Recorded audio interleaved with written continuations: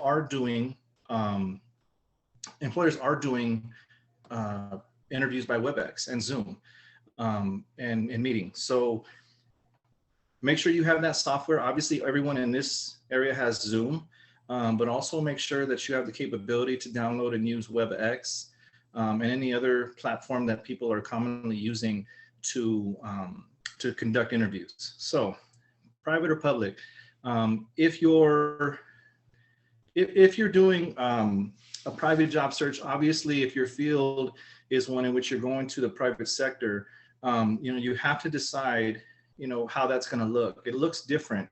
In the public sector, what I can say is, having been here for so long, we're bound by the guidelines in terms of how we hire, what our hiring practices are, what we can accept, and how we can make hiring decisions. A lot of that is guided through the Equal Employment Opportunity, or the Equal Employment Office. So in other words, we have a strict way of doing things that everybody has to do in order to keep it fair. In the private sector, it could be a lot different. So what I would urge you is to make sure that if you're going to be applying across private and public or nonprofit, make sure that you understand fully exactly what that search is going to entail. Make sure that you understand where you're going to be looking, how you're going to be looking, what are you going to provide initially, what are you going to provide, after the initial contact. So all these things, you really have to, do your own research when it comes to the industry that you're going to be in. So the main thing, though, first is having your resume ready. And a lot of people think that the resume is end all be all. It's not. It's important. In a lot of private sector job postings, and even public now, they only want a resume. So it is important, but it doesn't necessarily mean just use the resume that you have and toss it out there. You have to be able to have multiple versions of your resume. And what I mean by that is some of them can be very industry specific. Some of them can be very transferable skill specific. So in other words, if you have experience or volunteer experience or whatever kind of experience, intern experience, whatever experience you have, if it doesn't relate directly to what you're applying for, then you've got to make a resume that displays your transferable skills, in the foreground. So change your resumes. Don't be afraid to go from chronological to functional or do a hybrid of both. Don't be afraid to change resumes with the job. We'll get into how you do that. It's the same way you fill out an application. So an application, we know, is tailored to what, you're supposed to tailor the application to what the job is. And we'll get into that. But have multiple versions of your resume. Don't just have one or two versions. Don't be afraid to change it, to have several different looks, and be ready at any given time to pass one out. So you have to spend the time to make multiple resumes. I know it's easier said than done, but if you're serious about doing a hardcore job search, you have to have multiple different ones that express the things that you've done or can do. Okay, there's a difference there. The things that you've done, if you don't have a ton of experience in altogether or in a field, you have to show what, give them the skills that you have, that you can do, the things you can do. Okay, that's very important. Do an industry search. You have to know what is expected in an industry or field in terms of what they're going to be asking you for. Some industries expect, a 2, 3, 4, 5-page resume, a cover letter, an introduction. They expect different things. In certain industries, mostly public or nonprofit, they just want to see a resume. They want to see 1 or 2 pages at the most to tell us what you've done and who you are. So it really depends on your field. You have to be able to research your field, find out what the norm is, what the acceptable practices are, and make sure that you're paying attention to that. Okay, and you can ask people. You don't have to just do online research. Ask people in the field. Hopefully, you know somebody, you've had a mentor, or you can reach out to somebody in the MBA office or anywhere to ask for guidance. Okay, and that's really what it is, your resources. You guys should all be adept now at finding your resources, identifying them, and using them. So where are the jobs posted at? Again, this takes you putting in the effort. Now, I could have sat here and given you guys, 20 places to go look for a job. That's easy. You guys can do all of that through a Google search. You guys know how to do that. It's not difficult. What I'm saying is, where are the jobs posted? where are the jobs that you want posted at?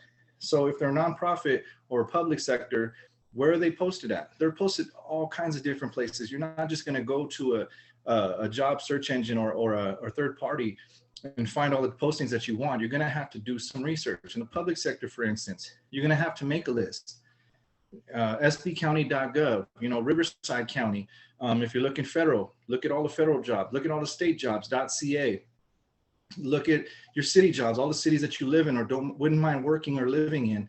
Look at those jobs. You have to basically start looking everywhere around you. A lot of people think, when they think government, they think federal government or state.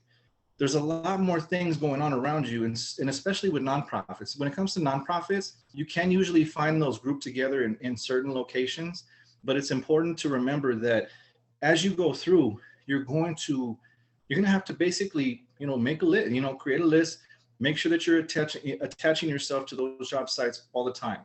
And when I say cast a wide net, I simply mean don't limit yourself. You may think that you want your dream job, or that you think you have a career path. If I can just get into this place at this time, and then I can be at my dream job in 10 years. It doesn't always work that way. So don't limit yourself to only private.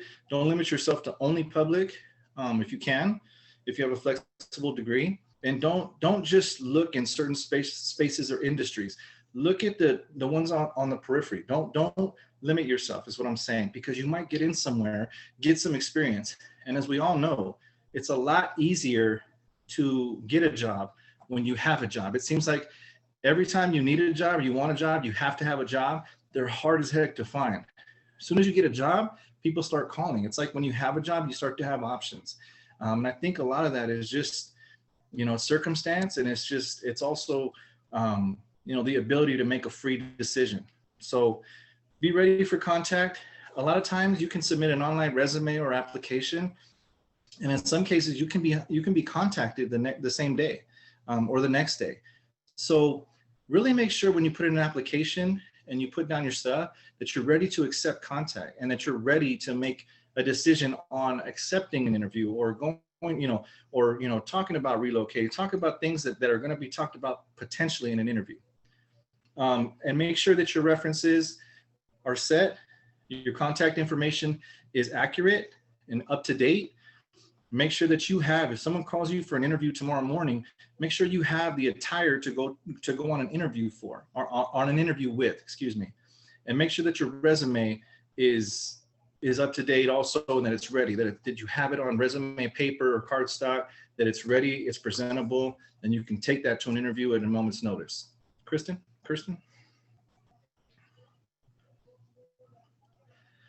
So applying for jobs, again, compile a list of places to apply. That's what I said earlier. Start making a list. Every time you go to a site where they have jobs that you might be interested in, jot down or with your stylus or on your computer or wherever you do it, make a list. Start making a list of the job sites so that you don't have to, or put them in your favorites. Do whatever it is that you need to do to make it easy to go there frequently. So you want to make sure that you're going to sites frequently. I know with San Bernardino County, with most counties around here, with the state, federal governments, I know even private industry, they're posting jobs every week. And in private sector, they're posting jobs almost every day, depending on what their needs are. So they come available quickly and frequently. You just need to be in the right place at the right time. How do you put yourself in the right place at the right time? You do that by putting yourself there, putting yourself in the moment. So the more you can put yourself in the moment, the better chance you have of being at the right place at the right time to get the job that you want, or at least a job that can propel you to the next level. So if they have notifications or subscriptions that you can subscribe to get notifications, if you can put yourself down on waiting lists or lists so that when a particular job comes open, they'll notify you, that's great, do that. Read the job announcement. When it comes to applying for jobs, it's starting to fill out an application, right? So now we're getting to application style, and you want to read the minimum qualifications, all right? They're giving you a roadmap. So if they're telling you what the minimum qualifications are, look at that. Do you qualify, okay?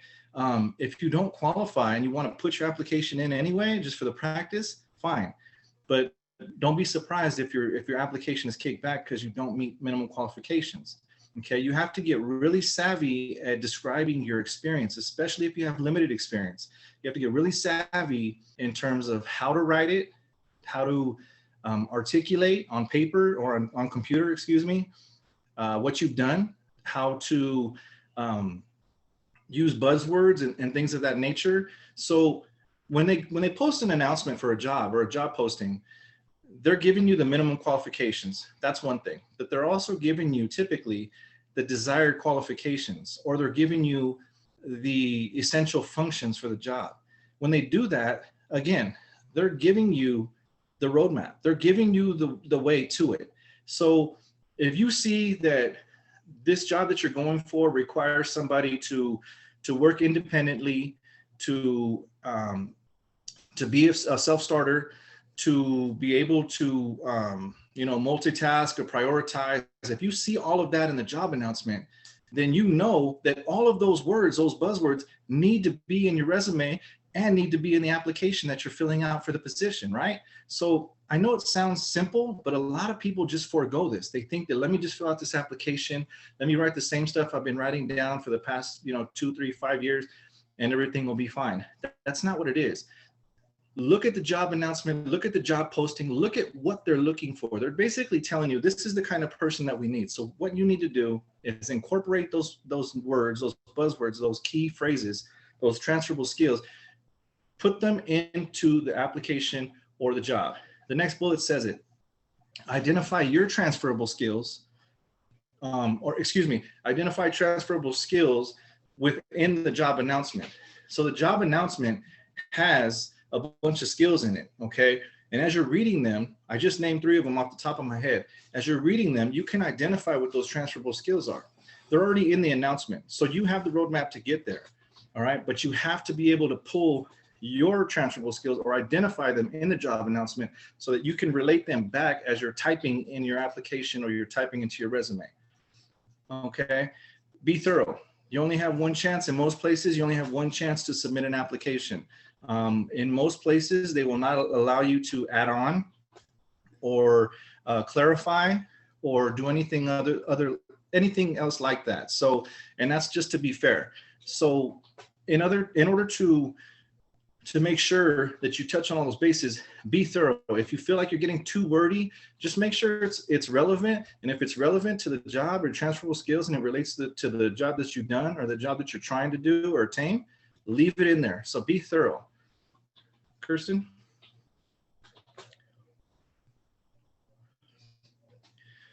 So interviewing. So when it comes to, getting an interview, let's say you put in your application, you put in your resume. Okay, so a lot of places, again, they're going to ask for your resume or they're going to ask for, for an application. Okay, they're going to do that. They're going to go through that. They're going to see that. They're going to print that out. And then they're going to say, okay, so it looks like this guy David, he meets the minimum qualifications. His resume, his application, it looks pretty good. Let's get him in here. Okay, they're most likely not just going to be interviewing me. They're also going to be interviewing other people. Okay, so that's where the portion about interviewing becomes so critical. You have to be able to do all the things to separate yourself from your competition. So going over dress standards really quickly, attire for women, you should dress in professional clothing, a pantsuit, a skirt suit, something very appropriate, a nice pair of slacks and a nice shirt with a blazer, something like that. Always wear, appropriate colors. What are appropriate colors? Appropriate colors are black, navy, gray, charcoal, even brown, dark brown, tan or khaki. But I always say just stick to black, blue or gray. Those are easy colors to go to an interview with. They're widely accepted. You don't want to wear anything flashy. You don't want to wear reds or blues or greens, because anything that you might do in terms of your attire could take away potentially from what you're saying, and you don't want that. So footwear for women, They should be closed-toed shoes. They should not be extra high heels. They should be fairly conservative. Again, you want to do all the little things to make it so that they're paying attention to what you're saying, not what you're wearing at all, or how you look, in other words. So dress standards for men, attire, again, you should always dress one step up from what the job wears daily. In other words, if it's business casual polos and slacks, then you should wear at the minimum a shirt, tie, slacks, and dress shoes. If it's a tie, button-down shirt, slacks, and dress shoes every day, you should wear a suit. My advice to all the men is, if you really want it and it's anywhere near the business casual or professional setting, just wear a suit. Again, should be the same kind of color. You should wear just don't do anything crazy with the shirt colors or with the ties or with anything like that. Keep it standard. White shirt, blue suit, black suit, gray suit, and then just a regular tie. No novelty ties or anything like that. Again, you want to dress one step up. Make sure you have dress slacks that fit, a suit that fits, dress shoes, make sure that they're clean. Again, these are all suggestions, but they all add up. So as we go through this, you're going to see a common theme that in terms of interviewing, you can do a lot of little things to help separate yourself from the competition. But it's more about not doing if you don't do something, what does that do to your chances? It could be a lot, it could be a little, but why take the chance? So grooming, for the ladies, hair, your hair should be out of your face. It should be away. You should be able to see your face. However you want to do that or accomplish that, it can be down, but it just shouldn't be in your face, so that your face is covered while you're talking. When it comes to makeup, it should be very minimal. You should not be wearing a lot of makeup to the interview. Again, you don't want all kinds of different colors on your face. You don't want them looking at your makeup instead of paying attention to what you're saying. So again, keep it minimal. Don't do a lot. You're not there for a fashion show. You're there to win a job. So make sure you keep it to a minimum. For guys, your hair should be, it should look nice. You should have, you don't have to get a haircut before an interview. However, it should be clean. It should be away from your ears. It should be away from your neck. You should look clean. It should be out of your face. And at the minimum, look clean. Okay. When it comes to facial hair, well, guys, I know it's more appropriate now to have a beard and have a mustache and have a goatee and things like that. Those things are much more widely acceptable now than they were 20 years ago.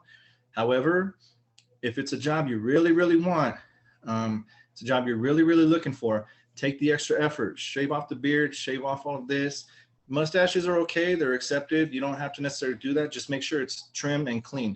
If you do decide to keep your beard or keep your facial hair, please trim it. Please make sure it looks good and make sure it looks appropriate. But again, if you really want that job, I promise you it'll grow back. Just why take the chance? If you get an interviewer that's making a hiring decision that doesn't like facial hair, okay, there's no way for you to know that before you go into an interview. So if you get an interview that doesn't like facial hair, if you take it off, you're good. He's not thinking about that. She's not thinking about that already. Scents, you should never wear cologne or perfume into a job interview. Certain scents or fragrances can turn people off, especially if it's really, if it's overpowering. So, again, why do it? If you took a shower, that morning, you should not need cologne or perfume to smell good. So again, keep the scents to a minimum. Jewelry, for ladies, if you're gonna wear earrings, wear studs. Don't wear anything long or dangly, because as you turn, as you move, long earrings move as well. They make noise sometimes. With wrist wear, try to limit it. Maybe just a watch and a ring. Don't overdo it. You don't need to overdo it. Just keep it to a minimum. Again, when you move your hands when you talk, or you move your head when you talk, you don't want things making noise. You don't want the light bouncing off of it. You don't want anything taking away from what you're saying. So guys, you should, facial piercings all should be out, all of them. If you care about the job, you want the job, take it out for the half hour, 20 minutes or whatever that you're doing an interview. Just take it out. Don't let that be the reason that you didn't get a job, because it's not about the fact that you have a piercing. It's not about the fact you have a tattoo, it's not about any of that. It's about the fact that you didn't care enough about the job to take it out, to do the minimum, the basics, to do the very basics, to attain the job. That tells me it's an indication about what kind of employee you might be. So why give it that? Why give it life? So facial piercings, jewelry, guys, all of it out. Tattoos, cover them up. It is much more acceptable now to have tattoos on certain jobs. However, not in an interview, because again, you don't know what kind of policy that person has about tattoos. You don't know if they prefer them, if they allow them, or if they don't like them. So cover them up, do the extra work, cover them up. Once you get a feel for what the job is and if you can allow them to show, then you can do it. But that's once you're on the job. Kirsten?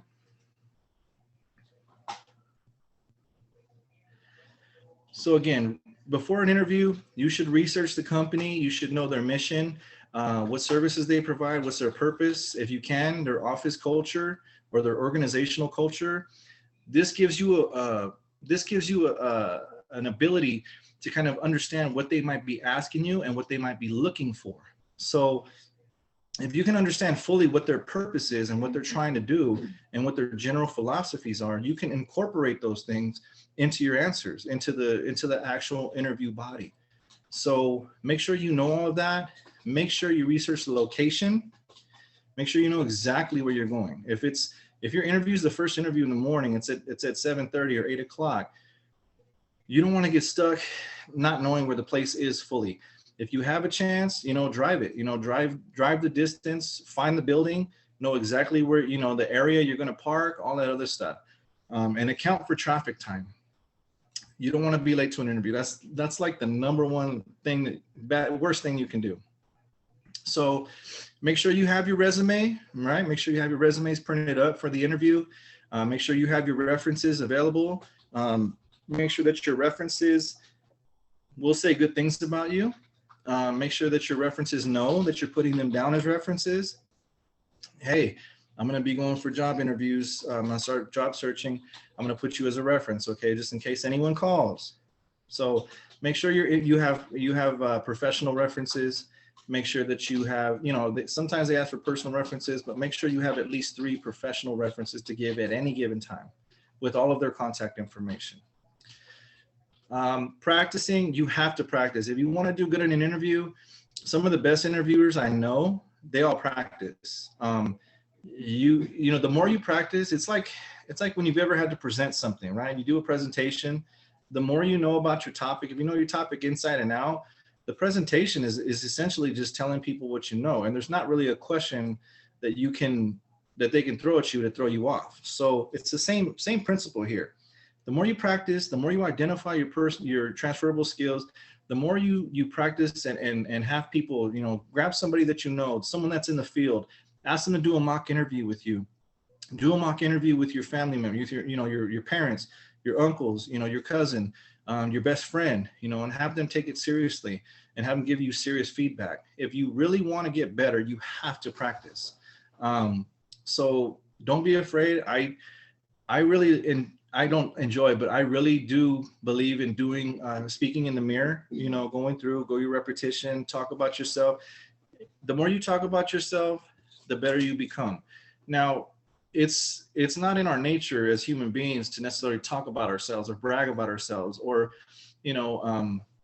say, well, I'm great at this, I'm great at that. We don't necessarily do that because it's not natural. We're brought up to feel like that's not natural. You're not supposed to brag or be, arrogant or anything like that.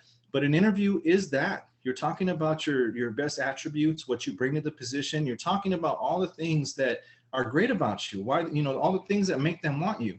So you have to put that aside and you have to get better at it as the interviews go on, so that you get that one chance. You get that one chance only. So take that chance, or take that interview opportunity and make sure that you're comfortable with talking about all the great things that you've done in the past and all the great things that you can do in the future for this company. All right. Always arrive early. Some people say 10 minutes, some people say 15, some people say 20, some people say 30. I always say 20 minutes. If you arrive 20 minutes early, that gives you an opportunity to get settled in. At a lot of job interviews, the place will actually give you paperwork sometimes to fill out, and actually give you paperwork on what the essential functions are, or what the job entails. They'll ask you to write down your references instead of just having them on a sheet of paper. Give yourself time. And a lot of times too, you'll get the interview questions. So if you get those interview questions in advance, you want to give yourself enough time to jot down some notes. So again, always arrive early, never be late. I say 20 minutes is good. I say anything less than 15 or anything more than 25 is too good, not good not good in each direction, sorry. So when does the interview begin? The interview begins as soon as you pull into the parking lot. There's always someone watching. I have this thing where, in our parking lot, all the offices are on the side where they face the parking lot. So we see everybody pull up, and we see every person that comes to an interview. We see them come in, and you just never know who's watching you. You just never know who's looking. Just make sure that you understand fully that as soon as you pull into that parking lot, you got to feel like eyes are on you. So everything you do is being watched. Okay. So I'm going to skip down one bullet point and just say, you got to be good to everyone. When you come in and you greet that secretary or that receptionist, or, the person that first meets with you, make sure you're good to everyone. Don't give anyone attitude. Don't give anyone a reason to say, well, that guy, David, he came in, he wasn't very nice to me. But once once the hiring manager popped up, his whole attitude changed. People talk, and people that trust their receptionists or their secretaries or whoever, they will ask them. I've done that. How was that lady when she first came in? I couldn't get a feel for her in the interview. How was she with you? She wasn't very nice at all. She wasn't very pleasant, and she was very, very dry. Okay, and I know it sounds silly, but it really could be the difference between getting in and not. So be good to everyone. Come in energetic and positive. Don't come in bouncing off the walls, but just come in with a good smile, with a good feel, and just be nice, be polite, and be ready. Okay. Give yourself positive reinforcement. Those moments before an interview, I practiced, I did well, I've done everything I can. I've got my references, I got my resume, I've got, I identified my transferable skills. I'm ready. I'm going to nail this thing. You'd be surprised how far that goes. So just give yourself positive reinforcement, meet them with a firm handshake and good eye contact. Don't overdo the eye contact, obviously, but just give them good eye contact, a firm handshake, a smile, nice to meet you, Mr. and Mrs. So-and-so. Okay. And again, have your resume ready and your letters of recommendation in the interview. So when the interview starts, you should say, hey, I have these interviews or this resume, this letter of recommendation for you guys. May I give them to you? And then make sure you have multiple copies. Make sure you have multiple copies of it, not just one copy, because you may be on a panel interview. So, in the public sector, a lot of times, because we have to be fair and we have to make sure that one person isn't making sweeping judgment, we have to have multiple people on a panel. So that happens a lot. So make sure you have multiple copies of that resume and those references when you walk into an interview, just in case there's 2 or 3 or 4 or 5 people across the table from you. Kirsten? All right, so it's okay to be nervous. Interviewers expect you to be nervous. They understand that. A good interviewer will understand that and just say little things like, it's okay to be nervous, it's all right, we understand, but it's all right to be nervous. So don't think that being nervous is going to prohibit you from having a great interview. So when we get to interviewing, when we get to actually talking about the interview and the different things, and don't just tell them the things that you are. You got to explain how they relate to the job that you're going for. So in other words, You can't just say, I'm a team player, or I work well independently. Tell me, how does it relate to this job? If you're going for a job as, a budget analyst, and they've said in the job announcement, right? The job announcement again, if they've said they're looking for someone who's an independent worker, who can meet deadlines, you want to talk about a time that you've done something independently, where you've worked on a project, or you've done something in a previous job with job experience, that where you've done something independently and had to meet a deadline. What was the situation? What did you do? And how did it, how does that relate? How does that relate to this job, to the budget analyst position now? So in other words, how does it relate? Don't just say, I'm very good at working independently. I can do that. I'm great at that. Tell me how you're great. Tell me what experience you have that makes you great. So that's what I mean by explain how it relates. Identify your transferable skills. There's transferable skills in and throughout the job announcements and everything else, the job postings, the job announcements, everywhere. So you should already have those transferable skills. What is a transferable skill? A transferable skill is just like I talked about. If you're good at prioritization, okay, or if you're good at shifting priorities, you need to be able to show how shifting priorities, how handling shifting priorities and multiple deadlines, how you can relate that to the job for a budget analyst. Okay, how would a budget analyst need to shift priorities? Well, we have a deadline here. We got to hit this number today. We got to make sure that we have these projections in here today. We also, need to have some reports ready for our director by Tuesday. So how does that relate? How do you make that relate to what you're doing? So you pick something that you've done in the past where you've had to shift priorities and reprioritize and do things like that, and bring that to the table. So when they start asking you, what are your good qualities? You already have those. They're there. And you're talking about them from a perspective of how they would relate to the new job. That's what people don't understand. People just want to talk about themselves and the things they've done. That's great. But how does what you've done relate to this job? How does it help me? Why would I hire you? If you can't tell me how you're going to help me, I'm not going to hire you. So keep that in mind always. Okay. Beware of the weakness question, and we'll get into that. Okay. That's a big one. Go with the flow. If someone knocks on the door, or an interviewer has to get up and take a phone call, or something urgent happens, someone knocks on the door, hey, we need you. I know it's an emergency. Just go with it. Don't let it throw you off. Just continue to roll with the flow. Don't let it ruin your train of thought, and don't let it ruin the interview. Don't just think that because that happened, you're not going to get the job. All right, we talked about having good smiles and eye contact. The reason I always tell people to smile in an interview, especially when they're nervous, is because what happens when you smile at someone? Usually, unless they're just not very nice, people smile back, usually, especially in an interview. If an interviewer is any good, they're going to try to set you at ease. So don't be afraid to smile. If you get a reciprocal smile back, then you're okay. It makes you feel better when that happens. So just make good eye contact, smile, and remember, nobody's perfect, okay? But don't tell them what you can't do. Tell them what you can do. Kirsten? I just threw this in here. I'm not going to go through the entire thing, but the STAR method just basically speaks to when you're talking about a transferable skill, you're talking about a situation, or they ask you, hey, tell us about a time when you had to deal with this. Or let's say you have a coworker that's mistreating employees, regularly, and you don't have a great relationship with the coworker. How would you handle it?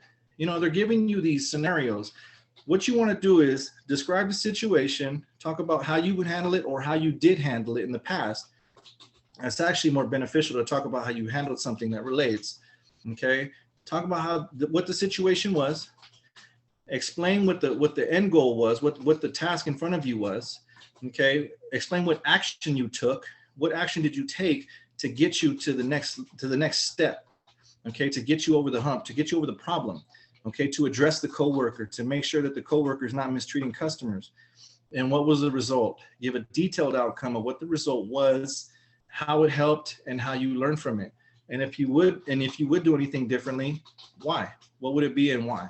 So that's the STAR method. Again, you can go back and see this, but the STAR method is just a way of saying, don't just tell me, yeah, if that situation come up, I just talk to the coworker and I'd handle it. No, give me the situation, task, action, and result. Kirsten? So the weakness question. The reason they're asking you a weakness question is just to see if you can trip yourself up. They don't really want to hear about your biggest weakness. They really don't. What they're saying is, come on, give me a reason to disqualify you. Give me a reason so that I won't hire you. Make my decision easier. I like the last person that came in. Make it easy for me to just offer that person a job. So the reason they're asking for you that is to see if you can basically just trip yourself up. So don't deny, don't say, well, I don't have any weaknesses. That's a cop out. They don't want to see that. Don't joke with them and say, well, I have a lot of weaknesses, I have trouble getting up in the morning, but only on the weekends, or something like that. And don't tell them about your problems. They don't want to hear about, your girlfriend or your boyfriend and the problems you're going through. My biggest weakness is, I just can't seem to let my girlfriend go. We've been together for 6 months. They don't care. They don't want to hear about any of that. What they want to hear is something that you can articulate into something that may be considered a weakness, but you can articulate it into something that is not such a bad thing. So you have to be careful here. If they give you this question, you need to turn a strength into a weakness, essentially. So I put some suggestions, but you have to be able to work on your own. You have to be able to say it with conviction. You have to be able to say it and believe it. So I'm a perfectionist, my biggest weakness is I'm a perfectionist. I might spend a little too much time on a project, but I'd rather just get it done, the first time without having to go back and redo my work. So it's just a way for me to save time. Or you might say you have too much pride. You're not saying these things, but you're saying, my biggest weakness is I'm probably a little too passionate about my work. I can be very hard on myself if I don't get things right the first time, but I always know, to be very thorough and make sure that I get it right the first time. The next one, I tend to get my biggest weakness, I tend to get too immersed in my work sometimes. And sometimes I forego breaks, and I need to work on that. I need to get better about taking my breaks and lunches and making sure I recharge. Okay. Or, I'm lacking experience, but I can learn fast. I don't necessarily like that one because it can be dangerous. Again, you don't want to stick to negative stuff. You want to be positive. But what I'm saying is you have to turn something that sounds like a weakness into a strength. Okay. And it takes skill to do that. But you have to be ready for the weakness question because they still ask it. They were asking it 25 years ago. They're still asking it. Lastly, stay away from unrealistic traits or overpromising. First, sorry. So really quickly, all right, an employer does not want to hear what you can't do for them. They want to hear what you can do for them. So don't spend an entire interview saying, well, I don't have a lot of experience in this. Well, I don't have a lot of experience in that. Nobody cares, okay? Especially not the person making the hiring decision. They want to hear what you can do, all right? So draw from your experience. If you have good work experience, draw from that. Get your transferable skills. If you only have educational experience, or you can use educational experience, when you worked as a team, when you had a project, when you're a project manager, when you had multiple deadlines, you have all these transferable skills that you don't really think about when you're in school, but you have them, they're there. So, you have to be able to pull those out. Volunteer experience, make sure that you can pull transferable skills out from volunteer experience and be able to articulate that. Personal, you got to be careful about personal experience because typically it's not advised to do that in a job interview. But if you absolutely have to draw on a personal experience, just make sure that it's appropriate and it fits to the job. Again, how does it all relate to the job? Make sure that everything you're saying relates to the job that you're trying to attain. Okay. Always bring it back and always tie it back to that budget analyst position as an instance. Okay. Closing, make sure you ask legitimate questions. What's a day, they're always going to ask you, do you have any questions for us? Do you have any questions for me? Yes. What's the ideal candidate for this position? Like what kind of skills would they need to possess to succeed? then you get them talking, right? Then they're talking, well, this person has to be, they have to be, able to, they have to be able to lead, they have to be able to meet milestones. They have to be able to, communicate well, written and orally. So now they just give, you haven't touched on those things that they've just told you about. As soon as they're done talking, you can say, that's fantastic. I did want to say too, I forgot to mention earlier that I'm fantastic in terms of communicating, written, I'm able to write, very well. And you can talk about what you did in college. You can talk about what you did in your last job to write. Maybe you wrote proposals, or RFPs, or grants, or whatever. Talk about that. But again, ask them questions to get them talking about what's the day in the life of the person that you might hire. Well, a day in the life, they might, come in and I might give them a ton of reports, and they might have to meet that deadline or have those reports back to me by 2 p.m., so then they're giving you the roadmap, they're giving you the blueprint. So if you missed any of those topics, if you missed any of those things, you can reiterate. If you said them earlier in the interview, you can reiterate, you can augment. If you haven't touched on them, that's your moment to say, well, I forgot to mention earlier.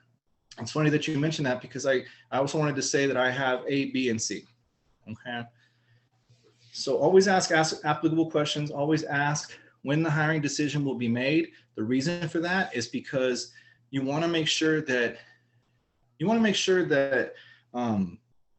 that you know when to reach out. So if they say we're going to be, we'll have a decision made by the end of next week, and we'll reach out to the person, that we select. If you haven't heard from them by the end of next week, you probably know you didn't get the job. You're not twisting in the wind for the next 3 weeks because you didn't ask. Always make sure to ask when they're going to be making that decision. It also gives you an idea of when you might want to reach out. If you haven't heard from them by the Monday or Tuesday of the following week when they were going to make the decision, it might be okay to email them or reach out by phone just to check in. Hey, this is David. I interviewed for the budget analyst position. I just wanted to follow up to see if a hiring decision's been made. No decision's been made yet, or yes, we did hire a different client. Then maybe you can ask for feedback and how to interview better. Sometimes that's applicable. So never ask about time off, salary, or benefits in an interview. When should you ask about that? When should you talk about that? When they make a hiring offer to you. Then you can talk about schedule, salary, benefits, all that stuff. Then you can negotiate, because that means they want you, right? So they've already selected you. They want you. I'm not telling you to be greedy or go crazy, but that's when you can talk about those things. A firm handshake and a thank you before you leave. Make sure you get the names of the people that interviewed you, and that way you can do thank you cards. You can send emails. When you call back, you can say, hey, is Mr. Smith, if it's Mr.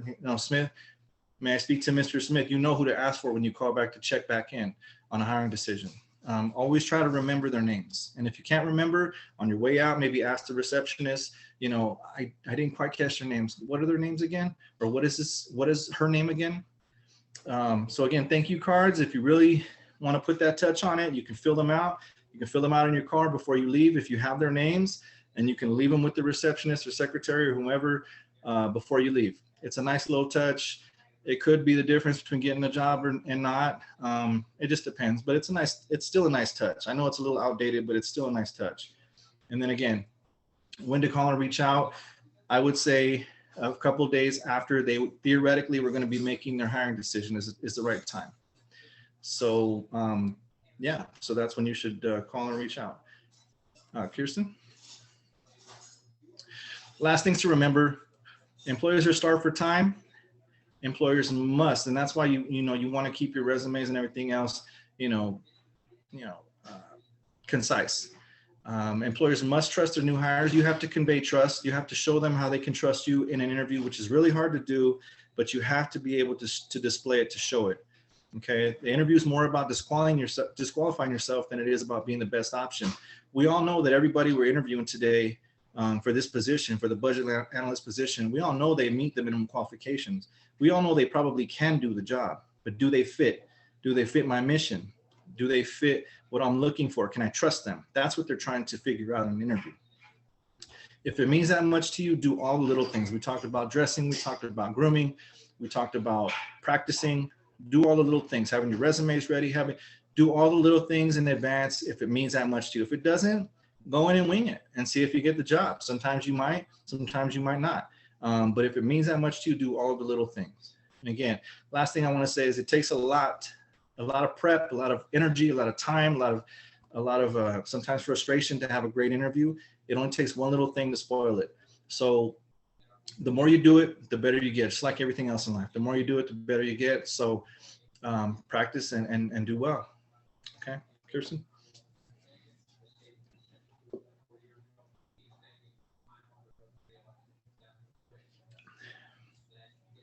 Questions? Not sure how you want to handle that, Kirsten. I don't know if they're writing them in the chat or we're just gonna go for it. So we can do where you say something in the chat and then I can unmute you. Just make sure that your name is there. So does anyone have questions for David regarding anything that he discussed?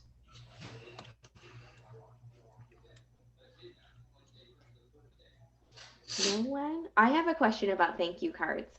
So how feasible is that right now? Is it better to send an email afterwards to follow up, since usually everything is conducted, not face-to-face at this point, or face-to-face, but all virtually? Yes, email is completely and 100% appropriate right now, given the circumstances. What you want to say in that thank you greeting, or you basically just want to make sure that you reach out and you thank them for their time. I really appreciate the opportunity to meet with you today and to interview for the position of budget officer or budget analyst. If you'd like any additional information or any other information that I can answer for you or provide for you, please don't hesitate to reach out, put your contact information, just to keep you in their mind. So that's really what you're doing. You're just trying to stay on top of it. It's hard sometimes when you're interviewing for 2 or 3 days straight. Sometimes you forget, you forget how great someone was. You might have them ranked on a sheet somewhere, but to get that nice greeting in an email or some type of way, it just reinforces it. It helps me remember how great Kirsten was when she interviewed. So awesome. That's really what you're trying to do. Awesome. Okay, we have a couple questions. I'm going to ask Danny to unmute first so he can ask his question. Sure. Can you hear me all right? Yes. Yes. So when you decide to call back and see if they've made their decision, right, how frequent do you check back after the first time? I think that's something that you can probably address in the phone call. Whoever you get or whoever you speak to, if you get an answer, let's say you call and you speak to a receptionist or a secretary, and they say, yeah, hang on a second, I'll put you right through. And you talk to the person. The person is going to tell you, well, we made a different, we hired someone different, thanks for interviewing. And that's the end of it. But they say, we still haven't made it. They should tell you when they're going to try to make it, or you can ask, do you know when you might be making the position or the decision? And then if they say, well, it'll be about another week. And then you say, well, is it okay if I call back then? Or, would it be okay if I haven't heard from you in, say, 2 weeks, can I call back then? So you're asking them again. You're basically asking them a question that you're entitled to ask. So make sure that you ask it. Just follow up. Would it be okay if I called back if I haven't heard from again? Can I call back in a couple weeks? You don't want to be pushy, but at the same time, you want to make sure that you're conveying interest in the position. And that's really what you're doing. Awesome. Shut my door, but go ahead. I can listen. Okay. So next we have Mary asking a question. So I'm going to find Mary. Okay, so there's a lot of you guys in here, so I'm just going to ask the question for Mary. So Mary wanted to know, how do you do a video interview if it's recorded and all virtual? I think what you're asking, or this might be in reference to, like, if they want you, if they send you questions maybe and you have to record it and send it back to them. I'm not sure what that means, but I found Mary, so I'm gonna ask her to unmute and let her ask herself. Mary, did you get my request? Yes. Hi, can you hear me? Yes. Hello? Yes. Yes, we can hear you. Okay. So okay, awesome. My question is in video interviews. Recently, I had a request for a video interview, but it's not with a live person. They're sending questions for me to record and then send it back to them. So how do I approach that? Wow, that is a new one. Thank you for the question. That's a new one. I haven't really heard or experienced that. But it makes sense. It makes sense to that degree. But if they're going to send you questions, hopefully in advance, you have the opportunity then to really get yourself together. And I'd be curious to know if it's like a one-time, like one shot, or you get to like kind of record yourself, like multiple takes till you get it right. Or that's really interesting. I've never heard. I haven't heard of that yet, but. I would just say that just do your best, make sure you're dressed appropriately, not, like regular Zoom attire, everybody's kind of dressed down now. Dress like you would for an interview, present like you would for an interview. Do your best to put out your message. If it's one take and that's it, make sure you look at those questions, you research those questions, you do all your homework in advance, you identify your skills, and then just put it down, and then just let the chips fall where they may. That's interesting, but there's not a ton of advice I could give you with that, other than do all the things that we just talked about, but just do them on camera, do them in a recording. Hopefully you get to see it before you send it, but if not, just go for it. Just handle it like a regular interview. Awesome. Okay, and then Michael asked if there was a substitute for handshakes right now. You know what? Nobody's shaking hands right now. We've interviewed, numerous people since we've started, not necessarily in person. Obviously over Zoom or WebEx, there's no handshake. There's nothing universally accepted in lieu of a handshake. But in person, I can't say we have done interviews in person as of late, with social distancing and partitions and things like that. So no, there's not really a substitute, other than the fact for people, I'm noticing people always say, I would shake your hand, but unfortunately I can't, or they make it light, they make light of it. And that's kind of, and everybody kind of chuckles and everybody's in the same boat. It almost breeds, unity. It's something in common that we all have to deal with. And it kind of, if you can do it in the beginning of an interview, it can kind of break the ice. So always suggest to them that if circumstances were normal, I would definitely be shaking your hand right now. Okay, so we have time for about one more question before most people are going to have to go to class. And it's from Roland, and he is asking why you decided to get an MBA instead of an MPA since you work for the public sector. That's a great question. My undergrad was in sociology, social work, and I was a social worker with the county during that time. And then I became a supervisor, and I was set to do my MSW or my MPA. And when I became a supervisor, it really opened my eyes up to administration and management and things of that nature. So then I thought, okay, I'm not going to do my MSW. Maybe I'll just do my MPA. And that would have been a lot easier because a lot of the core classes I had already, gotten out of the way. I decided on my MBA because at that time I wanted the flexibility to go outside of the public sector.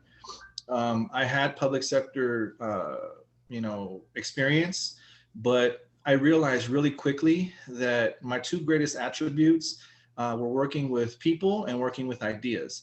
And working with people is fine in the public sector, but ideas aren't always accepted the same way that they are in the private sector. So, and what I mean by that is there's a lot of red tape and a lot of frustration that comes when you have this grand idea and this great plan and this great thing that's going to change the world. You're confined because it's, you're using taxpayer money for everything you do. You're confined by legislation and policy and procedure.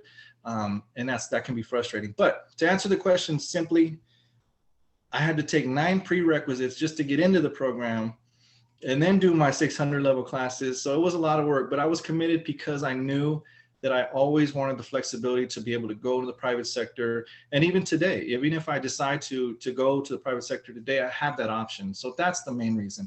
I wanted to give myself options. If I did my MPA, most likely I wouldn't be able to go into the private sector with using the experience that I have.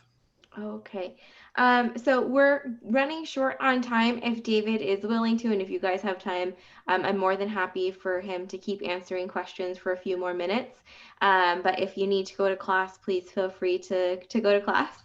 I know Caesar said he had a question, but he didn't ask it. But Maureen is asking, what points does one need to touch on when asked, tell us about yourself? Okay, so before I answer that, I just want to tell, I put my contact information on the last slide. So if you want to reach out to me, if you have these questions or I didn't get to you, or you'd rather ask them in a more private forum, feel free to reach out to me. But when it comes to tell me about yourself, they're not asking to know about you personally. They don't want to know anything about you or your personal or life or the things that you've been through. They're asking for you to give them a breakdown of how your experience and education and transferable skills relate to the job. So tell me about yourself means tell us what you've done. Tell us what you've done in your experience to help me, that make you better for the job than everyone else. So tell me about yourself. It really has nothing to do about, and if I meet you in the street or if I meet you through a friend, tell me about yourself. You're going to talk about personal things. You're going to talk about some other things too, but that's not what this is. In a professional setting, tell me about yourself simply means to go into depth about how your experience and your education and your skills, everything that you've accomplished, tell me how that relates to this particular job. That's usually the first question that people get when they go into an interview. And a lot of people fail it because they think they missed the mark. That's your opportunity to talk about all the things we just talked about. So that's how you open. If you can open with that question, great, then you're ready. But that's what they want to hear. They don't want to hear about your personal life. Awesome. Very true. Oversharing is a thing. It happens all the time. All the time. Yes. Okay, everyone. So thank you so much David for your time and giving back and sharing to our MBAs. I know that we've had you speak before and it was very well received. And again, people are already asking me how they can get a hold of this recording because they had to leave. So it was definitely useful and we really appreciate your time and all your work with the alumni and are super proud that you picked MBA instead of MPA. Oh, me too. And everybody trying to decide on the MBA or going through the MBA right now, it's hard. It's a lot of work, but it's one of the best decisions I've ever made. And though I don't necessarily use it day to day, because I'm in the public sector, there's so many things that I did learn through that whole experience that I've applied and that have been enabled me to promote and do things within the county that I never thought I could do. So it's a universal degree and it helps you in so many ways. So definitely. Caesar did post his question and I think it's pretty relevant. He's asking when he should bring up that he got his master's degree as he's graduating very soon and he wants to let his employer know to try and help him advance through his current company. Caesar, you should have already been planting those seeds, brother. I mean, that's the truth. You don't want to wait until you have it. You want everybody that you report to, everybody that looks at your performance, anybody that'll listen to at least in some form or fashion have told them already that you're attaining your MBA and that you're attaining it quickly.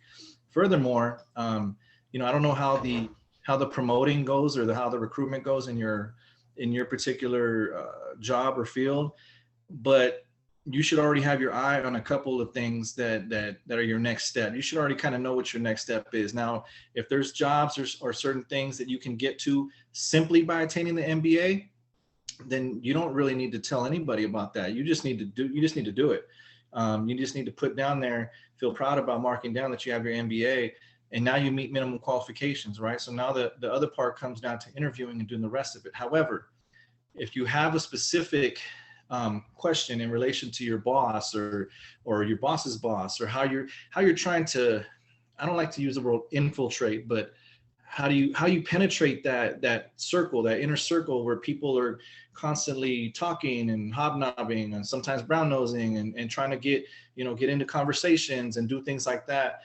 If that's what you're meaning, how do you enter the arena?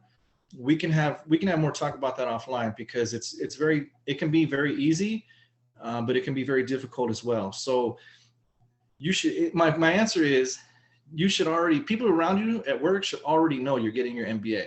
They should already be prepared for Caesar to want more.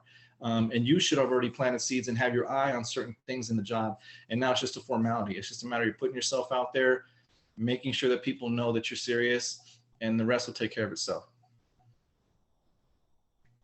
Awesome. Well, again, thank you so much, David. If anyone has more questions, Caesar, I say contact David.